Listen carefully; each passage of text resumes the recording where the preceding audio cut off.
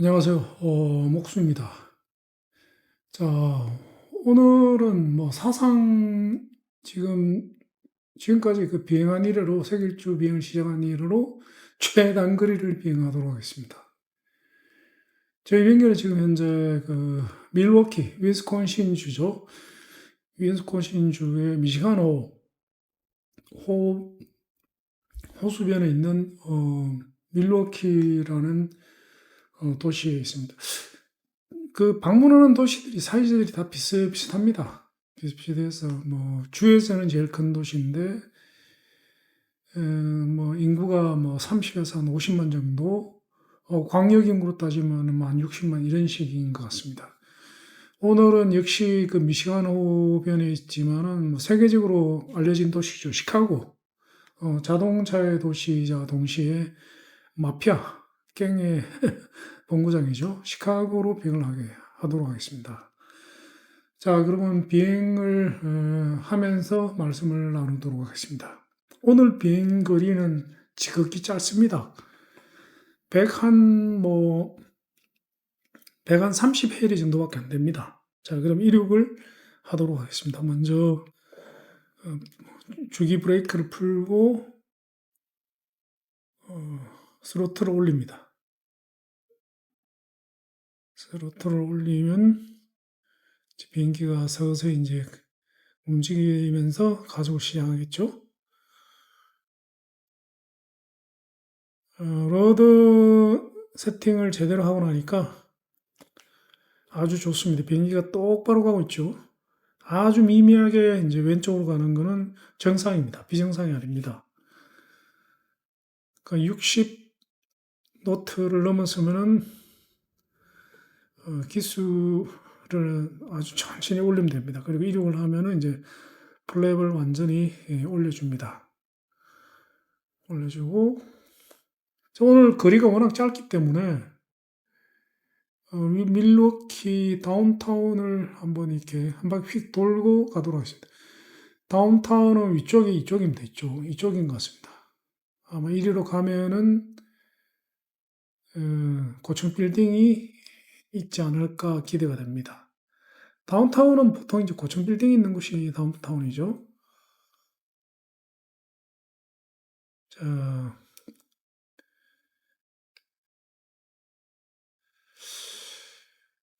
보자.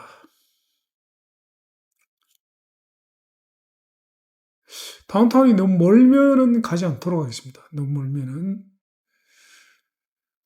거리가 좀 되는 것 같네요. 다운타운까지는.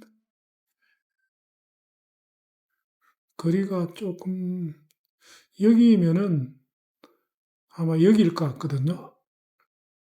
그래도 뭐 멀지 않으니까 한번 가보도록 하겠습니다. 저 뭔지 모르게 이제 그 굴뚝도 보이는 것 같습니다. 밀워키라는 그 미국의 유명한 공구 브랜드가 있습니다. 공구 브랜드가 있는데 제가 지난번 비행 이후에 유튜브가 아니라 구글 검색을 조금 해봤습니다. 해보니까 그 밀워키 공구 브랜드가 시작된 본사가 창업대는 밀워키에 있을 때입니다. 그래서 이 도시에서 도시 이름을 따서 밀워키라고 지은 것 같아요. 공구 브랜드명을. 그런데 지금은 여기 없답니다. 이 근처에 있는 다른 도시로 본사를 이전을 했다고 그러네요. 그런데 뭐 본사를 이전을 했더라도 뭐 생산 라인이나 뭐 일부가 여기 또 남아 있을 수가 있겠죠. 여기가 다운타운이 맞기는 맞는 것 같은데 뭐 고층 빌딩이 있거나 뭐 그러지는 않은 것 같네요. 아, 자, 여기 보십시오. 재밌는 게 있습니다. 이게 다운타운 맞는 것 같습니다. 이 고층 빌딩인데 왜 이렇게 나오느냐? 왜 이렇게 나오냐 하면은 이제 점점 가까이 갈수록 이제 빌딩 모양이 다가오죠. 그 이제 짐작입니다만은 마이크로소프트에서 그 지형 지물을 인식할 때 인공위성 지도를 지도를 가지고 알고리즘으로 자동으로 지형지물을 생성을 해냅니다. 생성을 해내는데 그냥 러프하게 생성을 하면은 이게 저 앞에서 보시다시피 다각형으로 만들어집니다. 다각형. 정확하게 건물 모양이 아니라 뭐 다각형으로 만들어집니다. 마치 그 바위처럼. 그러면 이거를 한 번 더 가공을 해야 됩니다. 가공을 해야지 이제 좀 더 정확한 실질 빌딩 모양이나 지형지물로 다듬어지는데 뭐 그렇게 중요하지 않은 주요 도시들은 보통 그렇게 하는데 밀워키처럼 뭐 그렇게 이제 글로벌 관점에서 봐서 주요 도시급이 안 되는 경우에는 그 2차적인 처리를 안 하는 것 같습니다. 그러다 보니까 굉장히 거칠죠. 여기 다운타운이 맞는 것 같습니다. 뭐 항구도 있고 그렇네요. 자, 그러면은 저희는 이제 시카고로 가도록 하겠습니다. 고도는 4,000피트로 비행하도록 하겠습니다. 헤딩을 맞춰야 되겠죠? 자, 여기 보십시오. 여기에 이제 나침판이죠. 나침판을 보시면은 제가 헤딩을 맞추겠습니다. 헤딩을 이렇게 맞춰가지고 목표 지점. 그 목표 지점이 목적지가 뭡니까? 빨간색으로 표시된 데죠. 그죠? 빨간색으로 표시된 대로 항로는 아직 안 나타나고 제가 헤딩북을 맞춘다고 항로는 아마 공항을 지나야지만 항로가 나타날 겁니다. 아마. 자, 대충 맞춰놓고 자, 비행기가 조금 항로를 벗어나 있으니까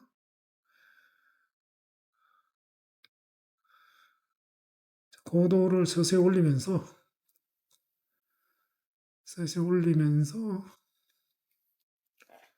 항로로 들어가겠습니다. 최근에 한두 달 전부터 제 이제 비행이 좀 거칠다는 생각이 들 겁니다. 그전에보다는. 왜 그러냐면은 그전에는 허니콤 장비를 썼습니다. 허니콤 장비를 쓰다가 제가 유튜브 이제 촬영하는 장르가 여러 가지죠. 그러다 보니까 허니콤 장비의 이제 굉장히 큰 장점은 굉장히 정교한 비행이 가능합니다. 비행이 가능하고 그 대신 이제 장비의 부피가 좀 큽니다. 그래서 제가 이제 칵핏 테이블을 별도로 제가 만들었죠. 이제 허니콤 장비의 장점과 단점은 굉장히 뚜렷합니다. 장점은 실감나는 비행이 가능합니다. 실감나는. 특히 이제 고급, 뭐 예를 들어 대형 뭐 보잉 747-400이나 대형 제트 여객기 이런 거를 조정할 때는 제가 봤을 때는 허니콤 장비를 써야 돼요. 엑스박스에서 그런 대형 기종을 조정하기는 쉽지 않을 겁니다. 그런데 허니콤 장비를 쓰면 가능합니다. 그래서 성능으로 따지면 뭐 거의 최고봉이죠. 허니콤 장비가 뭐 타의 추종을 불허합니다. 그런데 치명적인 단점은 뭐냐? 가격입니다. 가격이 요즘 모르겠습니다만은 그 알파 요크와 브라보 스로틀 그리고 로버 쿼드런트 스로틀이죠. 그리고 저는 보유하고 있습니다만은 로드 페달까지 다 합하면은 세 개가 200만 원이 넘을 겁니다. 아마 200만 원이 어마어마하게 비싸죠. 그 대신 사용해 본 소감을 말씀드리면은 뭐 돈이 전혀 안 아깝습니다. 돈 값어치 확실하게 합니다. 확실하게. 자, 일단은 항로 전체를 보여드릴게요. 오늘은 비행 거리가 너무 짧아가지고 배속 비행을 할 필요가 있나 하는 고민이 많이 듭니다. 왼쪽에 여기가 이제 미시가노입니다. 5대5 중에 하나죠. 그죠? 미시가노입니다. 그래서 허니콤 장비 성능으로 따지면은 뭐 거의 최고봉입니다. 진짜 명품 중에 명품이죠. 원래 명품이 특징이 몇 가지 있죠. 첫 번째는 가격이 뭐 머리에 쥐날 정도로 비싸다. 두 번째는 모든 명품의 특징이 돈 값어치를 하고도 남는다. 어마어마하게 비싸지만은 그 어마어마하게 비싼 값어치를 하고도 남는다. 그래서 명품이죠. 근데 가격은 어마어마하게 비싼데 뭐 그 돈 값어치를 하지 못하면 그 명품이 아닙니다. 그거는 명품이. 그 명품을 샀는데 후회가 나더라. 그건 제가 봐서 명품이 아니라고 생각합니다. 근데 명품의 공통점은 예를 들어 가지고 뭐 웬만한 비행 장비는 뭐 하여튼 뭐한 2-30만 원 하면은 풀세트 갖추죠. 근데 허니콤 장비를 갖추면 200만 원이 넘게 드는데 사서 사용을 해 보면은 200만 원이 하나도 안 아깝더라. 이거 뭐 1000만 원 정도 값어치를 하더라. 이러면 이제 진짜 명품 맞죠. 그런 차원에서 봤을 때는 저는 허니콤은 확실한 명품이라고 생각합니다. 그다음에 또 이제 두 번째 단점은 허니콤의 단점은 아무래도 부피가 큽니다. 그 개발 후기를 읽어보면은 그 실제 그 조종 요크하고 사이즈를 똑같이 했다 그러더라고요. 제가 뭐 세선하기를 타보지 않아서 모르겠습니다만은 러드 페달을 보면 확실한 것 같아요. 러드 페달 보면 거대합니다. 그러다 보니까 이제 무게도 상당합니다. 상당히 해서 허니콤 장비를 쓴다면은 제 생각에는 제가 만든 것과 같은 전용 칵핏이 없으면은 제가 보기에는 너무 힘들 것 같아요. 너무 전용 칵핏이 있으면은 게임할 때 그냥 그걸 통째로 밀고 다니면 되죠. 그 부피가 좀 크고 무겁다. 이게 또 어, 단점인 것 같더라고요. 장점이자 동시에 단점이죠.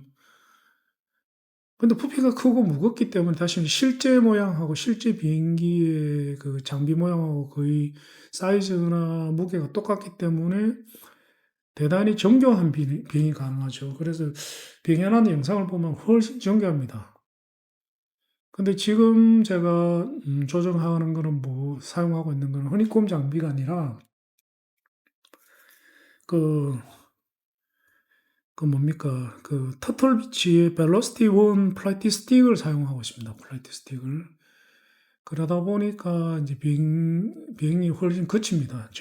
허니콤처럼 정교한 비행이 좀 힘들어요. 힘듭니다. 그 대신 이제 뭐 가격은 뭐 허니콤하고 비교가 안 될 정도로 싸죠. 10분의 1 정도 가격밖에 안 하죠.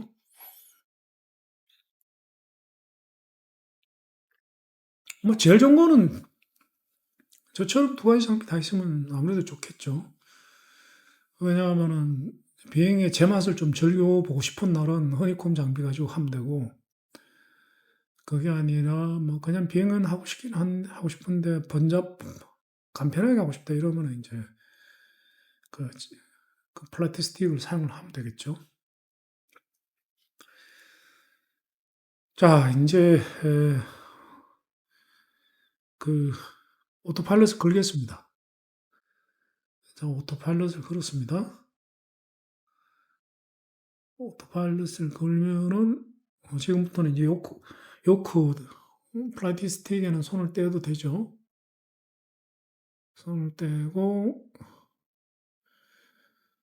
그 지금 현재 비행하는 거는 이제 비행 패널 오토파일럿 컨트롤은 어떻게 하냐 하면은 키보드로 하고 있습니다. 키보드로.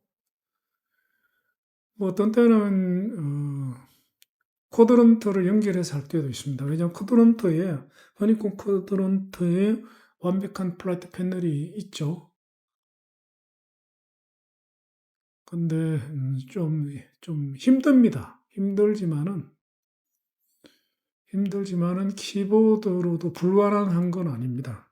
그래서 좀 스트레스 받죠. 정교하게는 좀 힘듭니다. 하여튼 저지단간 정교하게 하려면은 뭐 답은 한 개밖에 없습니다. 허니콤 엑스박스에서는 PC에서는 모르지만 엑스박스에서는 허니콤 밖에는 달리 답이 없습니다.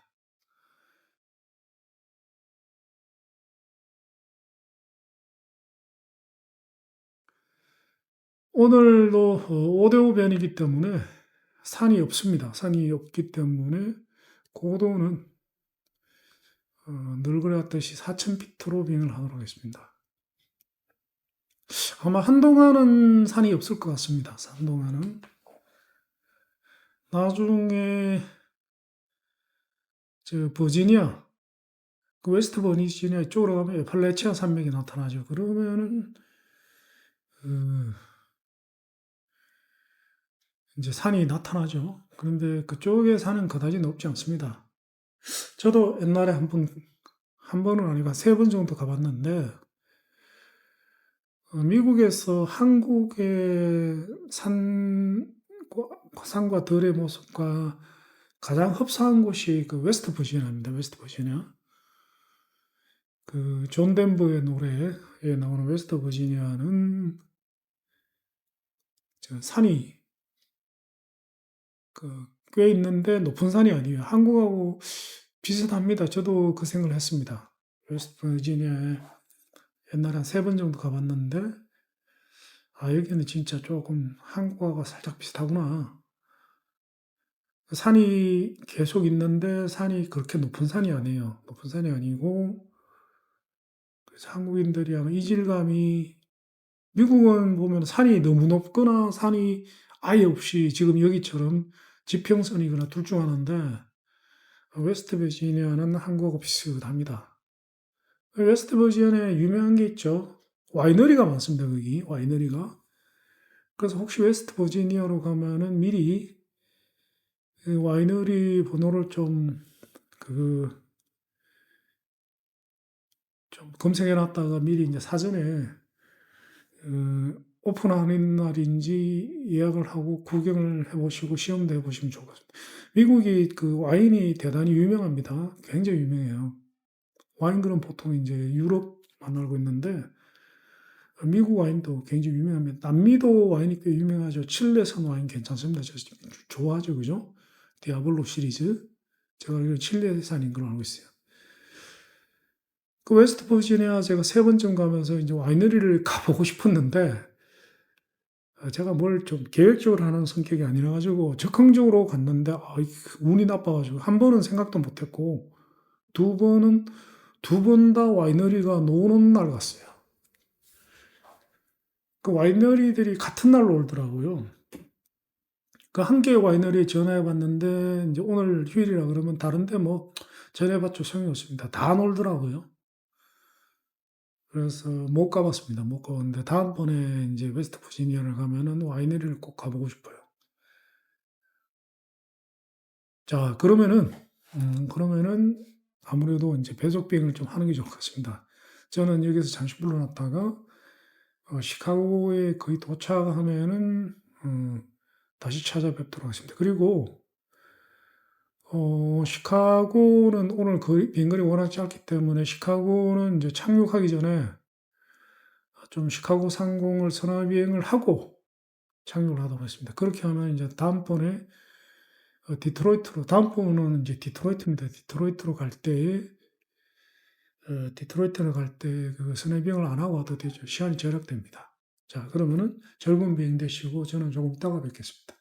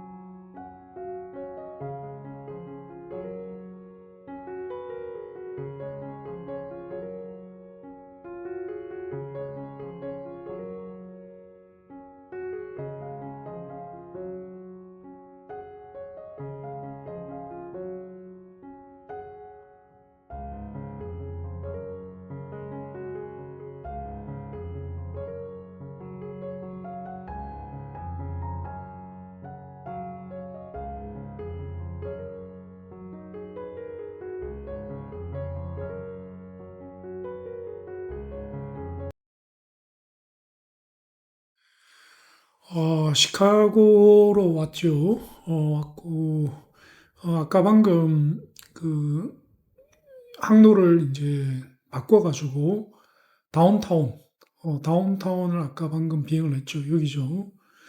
시카고가 뭘로 유명합니까? 이제 자동차와 마피아 갱이 유명하죠.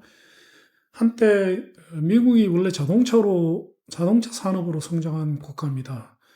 그래서 한때는 시카고가 미국 최고의 지금으로 따지면 뉴욕이죠. 경제 대도시였습니다. 대도시였고 그래서 시카고 다운타운이 뭘로 유명하냐 하면 저도 오늘 처음 봤는데 스카이스크래퍼 다시 말해가지고 그 고층 빌딩으로 대단히 유명합니다. 뉴욕과 뭐 상벽을 이루죠. 근데 오늘 저도 처음 봤는데 그럴만 하네요 보니까. 고층 빌딩이 뭐 장난 아니었습니다. 장난 아니었죠. 그리고 시카고가 또 유명한 거라면 시카고에 이제 시카고 대학이라고 있습니다. 시카고 대학이 있는데 시카고 대학이 한때는 요즘으로 따지면 MIT였어요. 세계 최고의 대학이었습니다. 그게 언제냐면은 이제 2차 대전 때입니다. 그 미국 정부가 그 2차 대전 때 그 유럽에 있는 엄청나게 많은 그 세계적인 과학자들이 아인슈타인도 포함이죠. 대박연세일이 일어나서 미국으로 다 이주를 왔습니다. 살아야 되니까. 이주를 왔는데 그때 마침 또 그 일본과 승전하기 위해서 원자폭탄을 개발했죠. 원자폭탄을 개발을 한 연구소는 로스알라모스입니다. 저희가 전번에 멕시코 인근을 비행하면서 로스알라모스 상공을 지났죠. 그런데 그 원자폭탄 자체를 실험하고 개발한 거는 로스알라모스지만은 그때 이제 참여했던 그 과학자들은 상당수 한 3분의 2 정도가 어디에 소속돼 있었냐면은 그 시카고 대학 소속이었어요. 시카고 대학. 뭐 페르미, 아인슈타인 뭐 하여튼 세계적인 과학자들이 전부 다 이제 시카고 대학 소속으로 있으면서 어 그리고 거기 이제 그때 또 페르미 연구소와 시카고 대학이 중심이 돼서 원자폭탄을 개발을 했습니다. 개발했는 현장은 로스알라모스 연구소고, 그래서 당시에 전 세계, 서방 세계 모든 아인슈타인을 포함해서 아인슈타인, 페르미 모든 과학자들이 시카고 대학으로 몰려들었어요. 그 총집합소였습니다. 그러다 보니까 그때의 시카고 대학은 정말 정말 대단한 대학이었어요. 오늘날 MIT보다 어떻게 보면 더 유명했죠. 그래서 당시에 이제 1940에서 60년대 시카고 대학에서 공부를 한 사람들의 실력은 상상을 초월합니다. 어마어마하게 뛰어나요. 저도 옛날에 같이 연구하던 이제 교수님이 이제 뭐 이름은 그 약어를 얘기를 할게요. 한스였어요. 한스. 풀네임을 얘기하면 워낙 유명한 분이에요. 세계 과학계의 한 획을 끈 분인데 그분이 시카고 대학에서 그 당시에 학위를 받았어요. 그래가지고 그 대학원 시절에 이제 얘기를 좀 해주라 이러니까 얘기하기 싫다 그러더라고요. 왜 얘기가 싫냐면 그 끔찍한 기억을 두 번 다시 돌리고 싶지 않다 이러더라고요. 근데 참 자랑스러운 일 있죠. 자랑스러운 일이 있는데 한국인 중에서 노벨상을 타기로 된 사람이 살아있으면 그의 노벨상을 탔습니다. 그게 누구냐면은 영화 같은 데 모셨을 겁니다. 이휘소 박사님입니다. 이휘소 박사님. 이휘소 박사님은 그때 이제 살아 계셨으면 노벨상을 당시에 타셨을 거예요, 아마. 그 이휘소 박사님도 이제 시카고 대학과 페르미 연구소를 왔다 갔다 하면서 이제 연구를 했죠. 물론 그 훨씬 이후의 얘기입니다만은. 그래서 한스가 이제 대학원 시절에 박사과정으로 있을 때 이휘소 박사님을 멀찌감치 시습했다 그러더라고요. 뭐 그때 뭐 세계 탑이었으니까.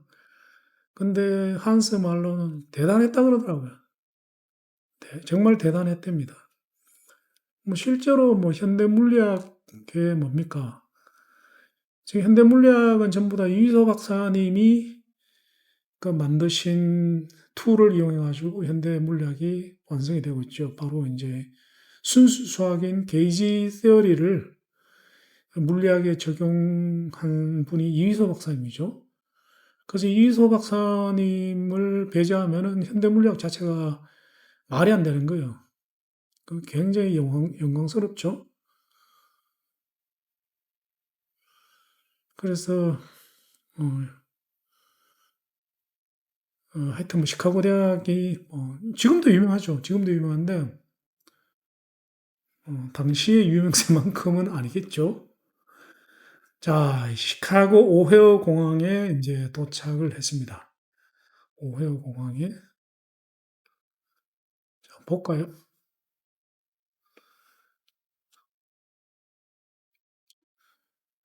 한때 세계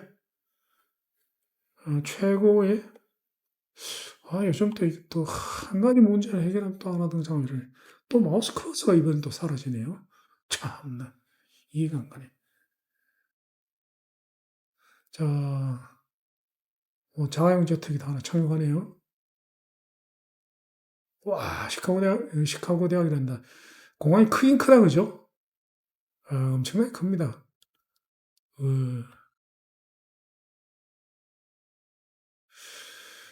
그래서 저를 따라 이렇게 세계 일주 구경을 하시면서, 영상을 그냥 보시 마시고, 저는 그렇게 하고 있습니다만은, 구글에서 위키로 이제 도시 안내를 좀 보고 보면은 훨씬 재밌습니다.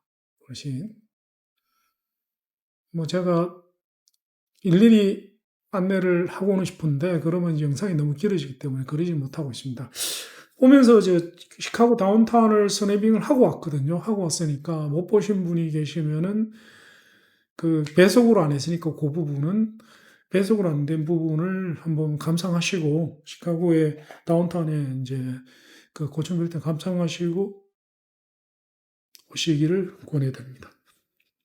자, 다음 시간에는 디트로이트로 가도록 하겠습니다. 디트로이트를 갈 때는 미시간 앤아버 상공을 경유해서 가도록 하겠습니다. 자, 오늘 영상은 여기서 마치도록 하겠습니다. 감사합니다.